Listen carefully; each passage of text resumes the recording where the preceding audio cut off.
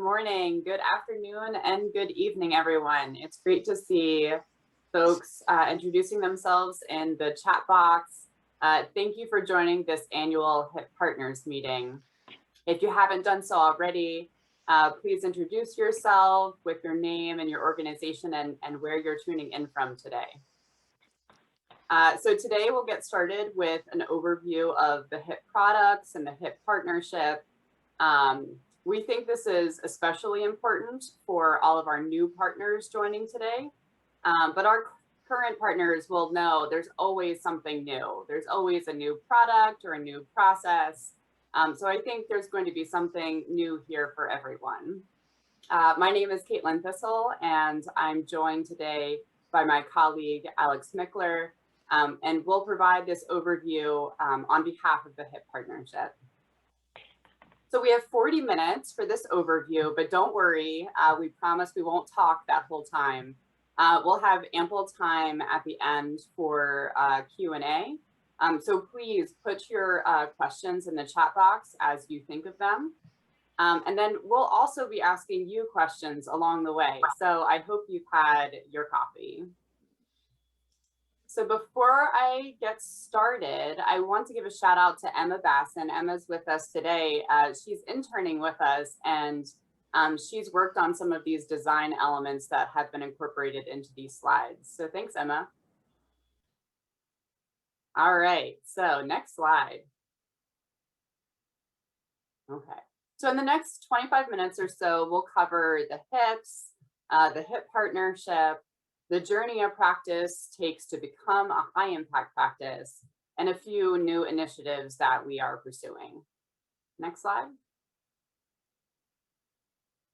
So what are the HIPs? The high impact practices are a set of family planning practices vetted by experts against specific criteria and documented in an easy to use format.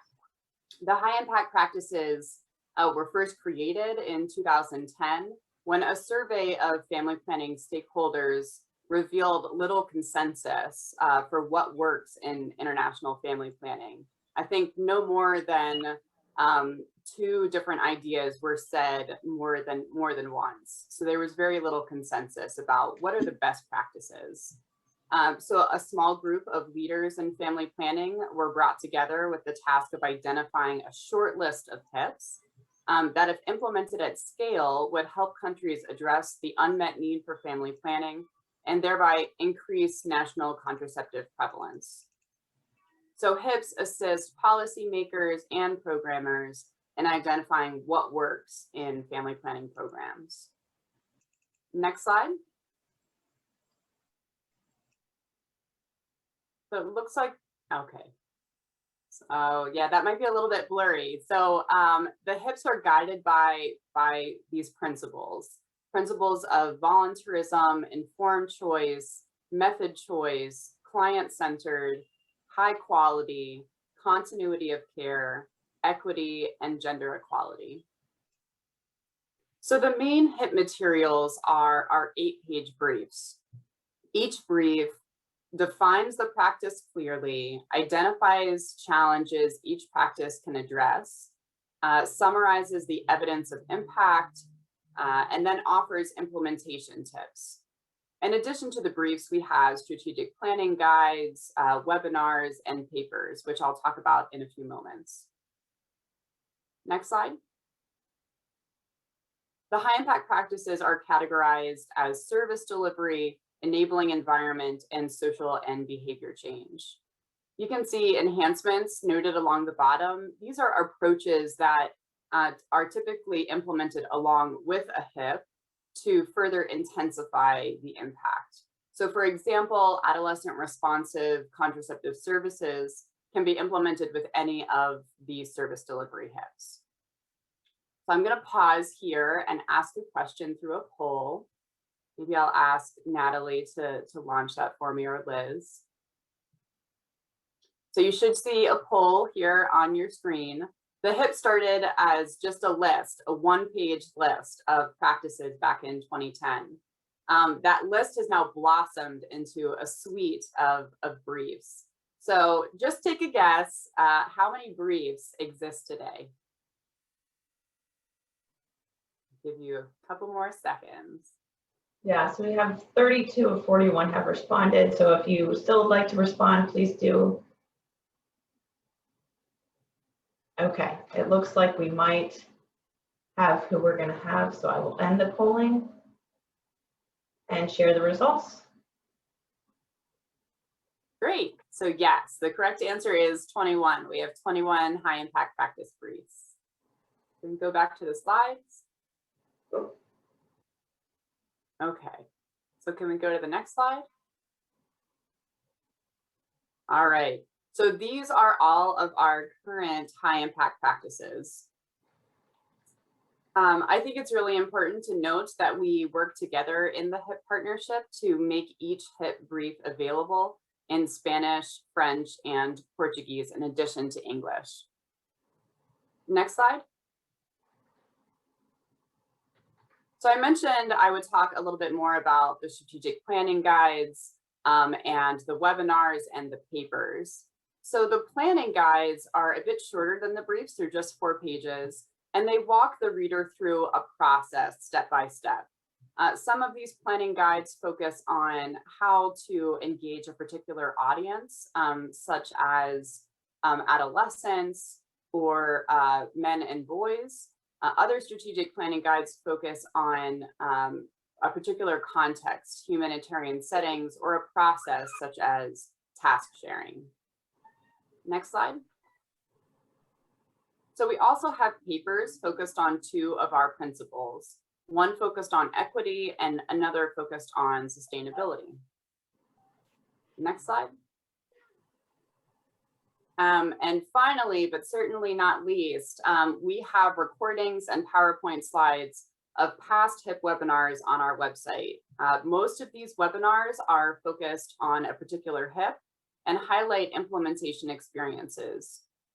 These webinars co-hosted by the IBP Network and FP 2030 are produced on a regular basis. So let's pause again and take another poll. So these HIP webinars are known to convene large audiences. The record for most live participants to a HIP webinar is 263 participants. So which of these webinars do you think drew that large crowd? All right, maybe a few more votes. It looks like most people are thinking FP immunization. Actually, it is community group engagement in French. So a webinar that was co-hosted along with the Ouagadougou Partnership drew the largest live crowd. All right, so now I'll hand it over to my colleague, Alex, who will review the HIP partnership. Alex, over to you. Thank you, looks good. So welcome everyone. My name is Alex Mickler, and I'm also representing the HIPS team from the USAID side. So next I'll give an overview of who's who in the HIP partnership. Next slide, please. So the HIP partnership includes 5 main groups who help contribute to the development, maintenance, and dissemination of all HIP materials. This group includes the HIP co-sponsors, you all, our partners, the technical advisory group, also known as the TAG, the production and dissemination team, known as the P&D team, and the technical expert groups. So I'll say a bit more about each of these organizations across the next few slides. Next. So 5 organizations serve as the HIP co-sponsors. These include FP 2030, the International Planned Parenthood Federation, UNFPA, USAID, and the WHO/IBP network. This group meets monthly to select new TAG and technical expert group members, set agendas for HIP meetings, coordinate activities, approve new products, and conduct broader HIP outreach. So overall, the co-sponsors are responsible for the strategic leadership of the high impact practices. Next. So the Technical Advisory Group is a group made up of about 25 experts in family planning, research, and implementation. The TAG sets the HIP standards of evidence and HIP criteria, reviews and prioritizes ideas for new high impact practices or strategic planning guides, and ultimately will make the final decision of whether a practice can be called a high impact practice. Next. So the production and dissemination team provides strategic leadership around the production, dissemination, adaptation, and translation of the HIPs. Many of the moderators of today's meeting are also members of the P&D team. So we have Laura Rainey from FP 2030, Liz Tolley and Natalie Epcar from the Knowledge Success Project, and Caitlin and myself from USAID. The P&D team also includes Ados May from the IVP Network and Sarah Brittingham from the Research for Scalable Solutions Project. And we all work together to produce the HIP materials and get them in the hands of those who need them. So let's pause here for a poll question. We share the high impact practices through a wide variety of channels. Which of the following channels have you heard about the HIPs through? So check all that apply. And these include the website, webinars, the HIP newsletter, listservs, or through a meeting. So I'll go ahead and pause there and remember to select all of the different channels in which you've heard about the high impact practices. Okay, so it looks like the winner is definitely the HIP webinars. We've also seen a large folks on today's meeting have heard about the HIPs through our newsletter, listservs, meetings, website, really all of the above. So that is great to see. Okay, next slide, please. The HIP technical expert groups are one of the newest groups of the HIP partnership. So technical expert groups include a team of experts who lead the development or the update of existing HIP briefs. So technical experts serve for 2 years and help keep the briefs up to date and ensure that the evidence reflects the most up-to-date peer-reviewed or programmatic findings. Openings for technical expert groups are announced on an as-needed basis through our website and various dissemination channels, and ultimately the experts are selected by the HIP co-sponsors. Next slide. So last but certainly not least, we have our HIP partners.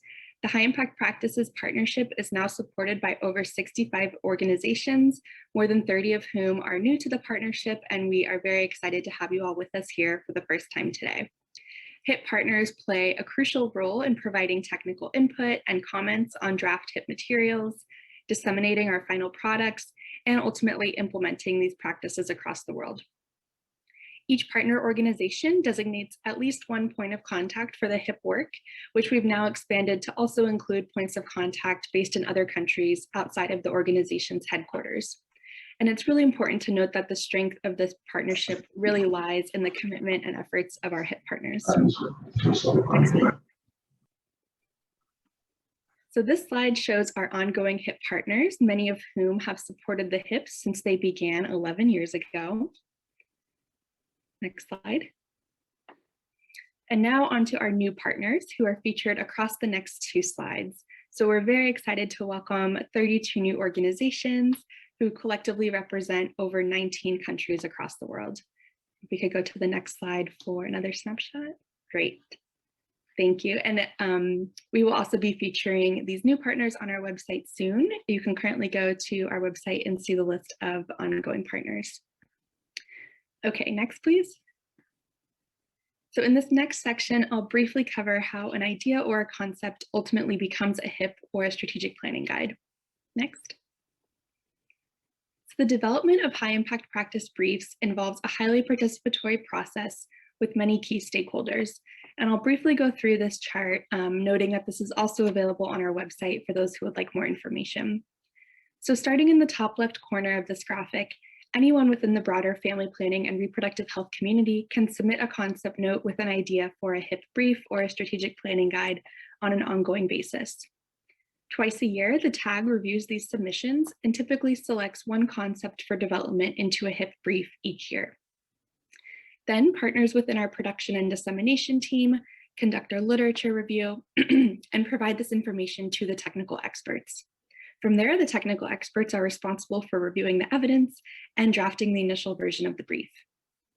Once that draft is prepared, it's sent to you all, our HIP partners, and other technical experts or stakeholders for their review and input via the HIP website. These inputs are then shared with the technical expert writing team, who incorporate the feedback into the final version of the brief. And from there, the final version of the brief is reviewed by the HIP TAG, who ultimately make the decision of whether the practice can be deemed a high impact practice. In some cases, the tag may suggest additional edits before the brief can be approved. And in those cases, the technical expert team incorporates changes, and from there, the production and dissemination team coordinates the fact-checking, copy editing, layout, and translation. And it's important to note that this process generally takes about 1 year. Next slide, please.